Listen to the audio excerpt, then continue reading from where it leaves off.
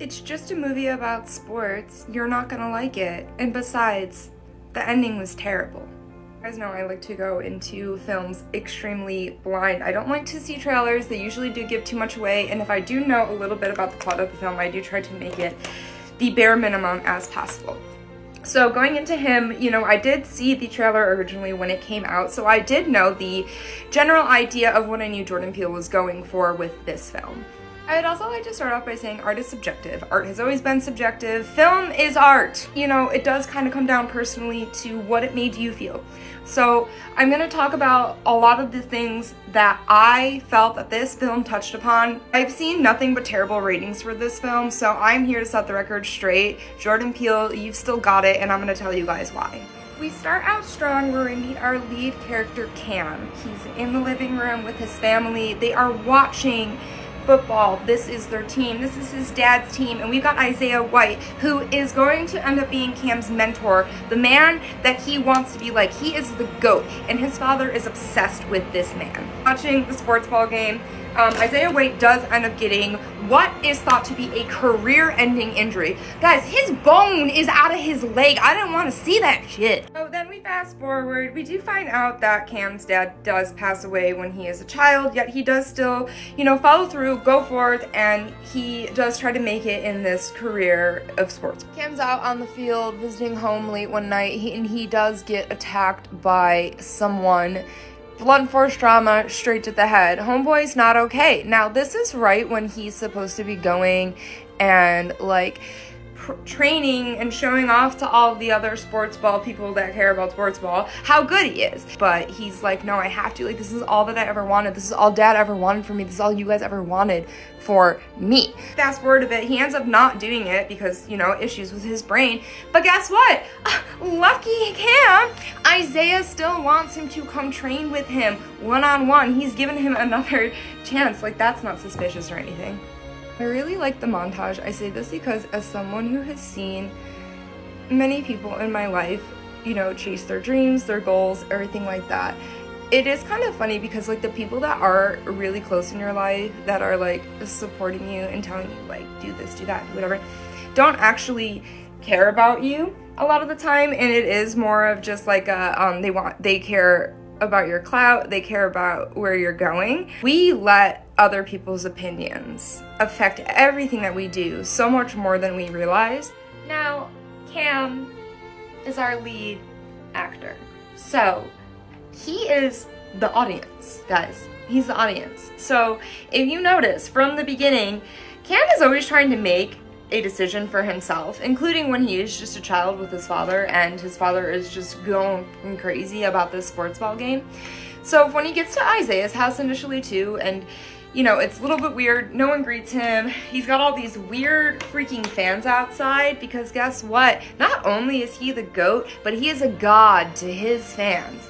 This is another really great setup that Peele does for us because we get this later in the film with some more of his crazy fans, as well as an awesome monologue from Isaiah that talks about how he is a god, how his fans did make him a god, and how he is now untouchable. Guys, it's insane that people went to go see this film and said it flopped. Before I finish going into the rest of the plot of the film, I do want to touch on a few of the characters that we do meet. First one being our doctor. So the doctor is there to make sure that he can do the blood transfusions that he needs to do for Isaiah, to make sure that he's giving the proper treatment to Cam so that he's healing, as well as, of course, they are doing some weird witchy shit too. Kind of like our voice of reason, in a way, has warned him several times to just run. The doctor knows that this is not okay, and he keeps trying to hint at that. He's like the little bit of the like angel on Cam's shoulder to be like, maybe don't do this. The wife, right, who is only married to Isaiah for the clout, for the money, for the riches. She's most likely a nepotism baby. She makes a comment about nepotism in this film, which thank you Jordan Peele, thank you for the nepotism comment. And just talking about how, like, it never fails, you know, the rich are gonna be rich because nepotism. Cam starts training with Isaiah, and y'all, it is just so messed up, like, from start to finish. I'm not a sports ball galley, but what I do know is that the shit that they show during the training I know that's not made up. To an extent, sure. Jordan Peele calling this shit out of, like, basically hazing Cam. Yeah, when we got crazy white boy volunteering himself as tribute to get hit in the face with a ball over and over and over and over again because Cam isn't doing the play fast enough, because he's that obsessed with Isaiah. So we do get a lot of these scenes of him in these trainings, a lot of these montages of the terrible, terrible things being done to him, being done to the people who are, like, helping him train. They do a lot of these very interesting shots where Cam is getting transfusions or shots of Isaiah's blood into him, but what I found very interesting about this specific part of the film is that each time he gets a shot of Isaiah's blood, it does go into a different part of his body. I personally felt that this was a very strong intentional directorial choice, because each time that needle went into a different part of Cam, it felt like he lost a part of himself. And I found that to be so insanely powerful. Like, each time he loses himself more and more. He becomes worse and worse of a person. He stops questioning things as much, and he just starts, okay, Isaiah said it, therefore it is law. Now that we're getting into the third act, I think this is where a lot of people fell off. This is where a lot of the confusion happens, because a lot of weird stuff starts to go down. But if you have been paying attention to this message the entire time, you're still sticking with it. You have the whole scene in the sauna where Cam almost gets murdered by Isaiah's, one of his, like, obsessive fans, and then, you know, Isaiah ends up killing her himself. It's a freaking wild scene. The way that they do it, she's got, like, these sons there that are, like, so sad. He throws her against the wall of the sauna, and, like, it bashes the back of her head in. And then he gaslights Cam the next day, and they're like, what woman? What are you talking about? That never happened. But then he's like, oh yeah, that's right. And he's just really messing with Cam's mind. But why is Cam here to begin with, right? Because Cam wants to be the GOAT. So here we are.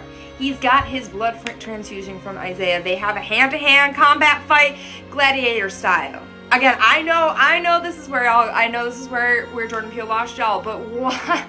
How? Have you not been paying attention, y'all? Cam goes out to this weird witchy shit happening out on the field. They're like, signage. And he's like, no, like, this is weird. Like, this isn't what I thought this isn't what I wanted. Like, you guys have made me give up everything and anything that I've ever been, ever had, ever was, to be this entity for you. Like, that's not me. Like, I don't want that. I'm not selling myself out for you. It baffles me that we have the whole scene here where we find out that the, like, officials are the reason that Cam's father is dead, and that they have been grooming him since he was a child because they knew he had what it took. Grooming him. You're telling me you saw that, you watched the same film that I watched, where they fully admit to having groomed Cam for his entire life to then be this idol for everyone, and Cam's like, no, I don't want this. And you told me you watched that and said, huh, Jordan Peele, what are you trying to say? I'm confused. About what? What are you confused about? We literally take so many people that we don't even know in our lives, celebrities, whatever they are, we put them on a pedestal, we turn them into a god, we turn them into an idol, and they're not even the person that we think they are. And 9 times out of 10, they're not even in control of their lives. They're not even in control of what they're saying, what they're doing, how they are perceived. Oh my God, guys. And it's like, between that and touching on how we want to be perceived the way we want people to perceive us, but the thing is, like, that's never gonna happen. And by listening to what they have to say and trying to be that perception that they want us to be, we're never gonna be happy, we're never gonna succeed, we're always gonna be stuck in that same bubble as them. What are we missing? We talked on nepotism, how there shouldn't be billionaires and that type of bullshit. We talk about how we take on too much from other people and try to change who we are. We touch upon fake idols, fake gods, things of that nature. What did we miss? What message was missed here?